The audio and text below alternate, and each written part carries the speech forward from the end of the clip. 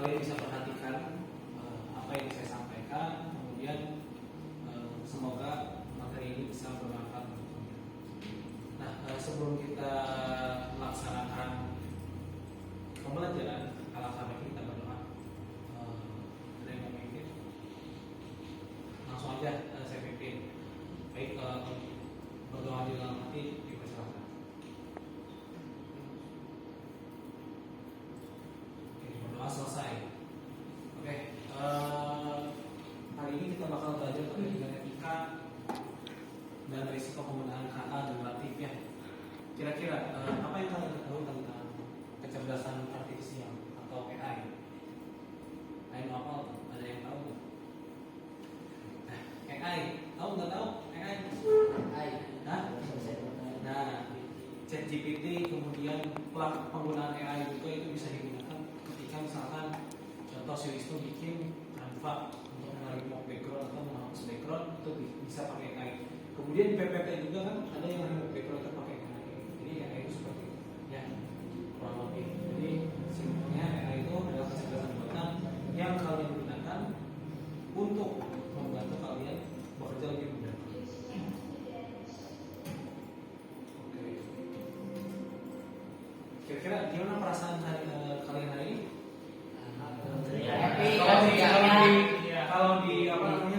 Kalau di emoticon kan, kira-kira yang mana? Yang merah, yang kuning itu, yang ini, yang kuning mana ya?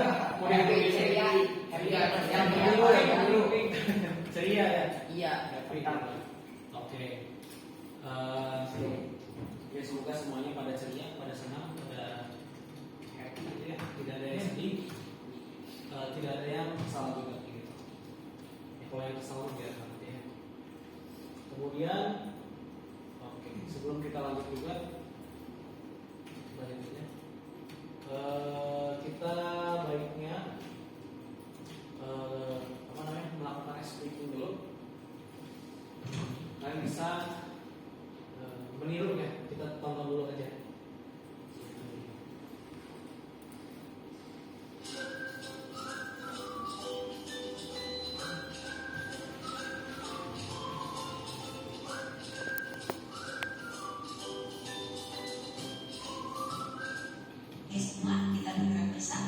Oke, silakan semuanya berdiri.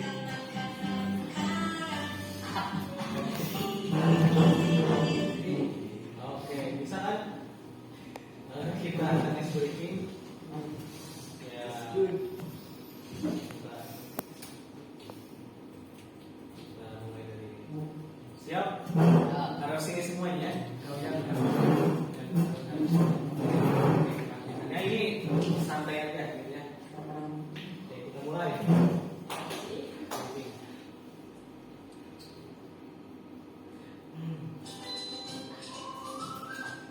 Semua kita bergerak bersama. Kanan.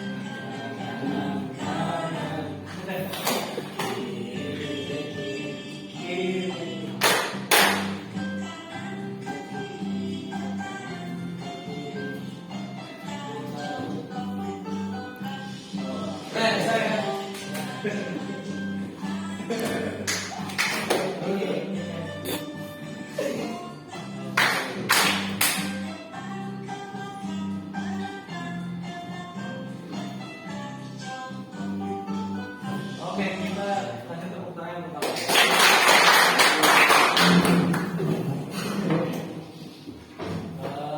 Selanjutnya, nah, sebelum kita belajar tentang keterbatasan kata, hari ini kita akan belajar tentang etika yang bertanggung jawab.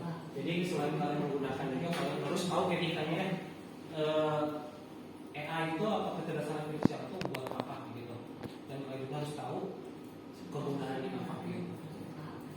Nah, ini tujuan pembelajarannya mampu mengenalkan konsep etika, menggunakan kata dengan bijak dan bertanggung jawab, dan mampu memahami dan menerapkan penggunaan kata yang bijak dan bertanggung jawab. Kemudian kalian bisa lihat dulu video yang ada di depan terkait dengan etika. Hari ini kita akan membahas topik menarik yang mungkin belum banyak dibicarakan. Etika dalam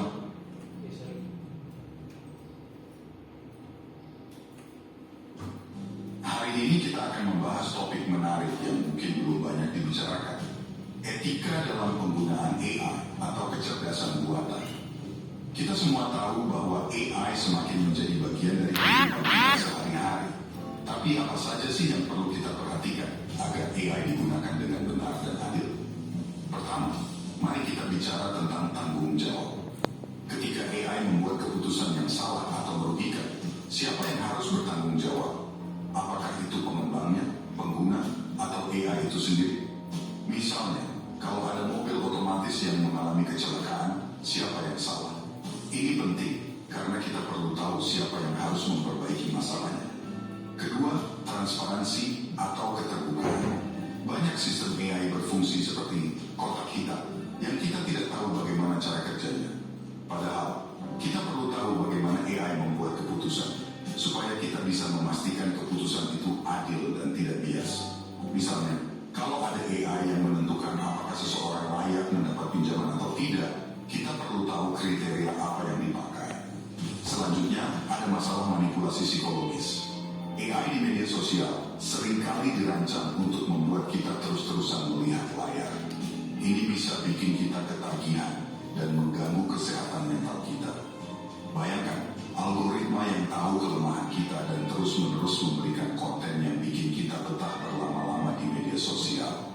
Ini perlu kita sadari dan kendalikan. Yang kemudian ada ketidaksetaraan akses. Tidak semua orang atau negara punya akses yang sama ke teknologi AI. Ini bisa memperlebar jurang antara yang kaya dan yang miskin. Jadi, penting untuk memastikan semua orang bisa menikmati manfaat AI, bukan hanya segelintir orang saja. Kita juga harus memikirkan tentang bagaimana AI bisa berdampak pada pekerjaan kita. Ada kekhawatiran bahwa AI akan menggantikan banyak pekerjaan yang saat ini dilakukan oleh manusia.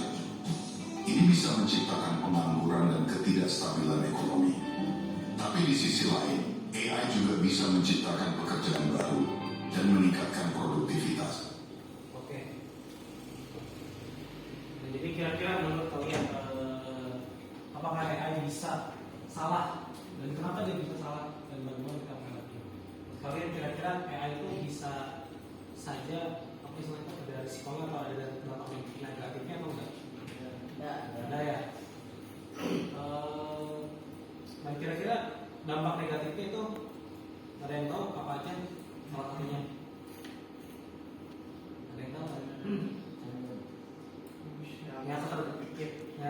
Ketergantungan pakai AI ya. Contoh ketergantungan pakai AI atau misalkan apa namanya?